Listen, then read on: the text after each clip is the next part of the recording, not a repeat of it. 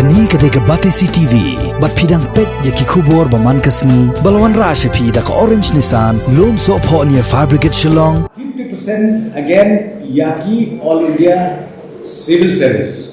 Dapat tuh yaki IAS, IPS, IFS, nata ke Central Service Officers ke bawah Competition. Okay. Nata kebalai 35% yaki group A, B.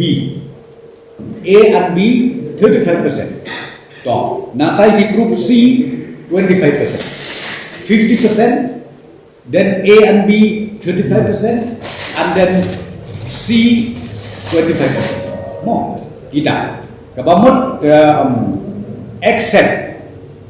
More like not pada officers, staff of the departments of health and family welfare, and number 2 employees C employees. Di kota kering di group C employees jong ki police. But home guard. Ya kita ngim kita ya penega deferment. Kabar ya ki municipal board.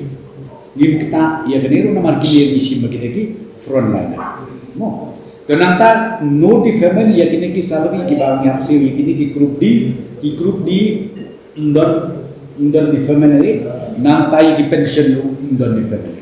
Ka deferment kelam lagi. Tin kenal bah ngaku ban batai ni kelompok ngia sutu bakla kakot bat ke deferment.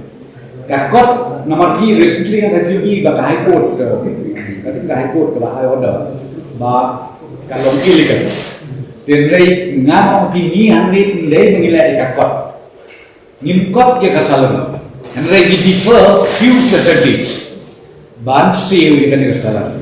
Nomor ba balai nilai yang tak kalong ba hakan ni kat mama ngomong ini.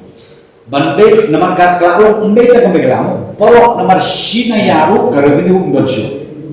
Kasil kabdonation porok lama umbe stand still. Tenang ka daw kalau so difficult itu kan. Nyimpan se ban defer 100% kumabi na kamuta ka salary. Terekan ni deferment desulong tang yakini ki crucial time terlibat. Tapi yakin bangilaya kalau normal lah normalize biang dia ka economic activities kita kata layak.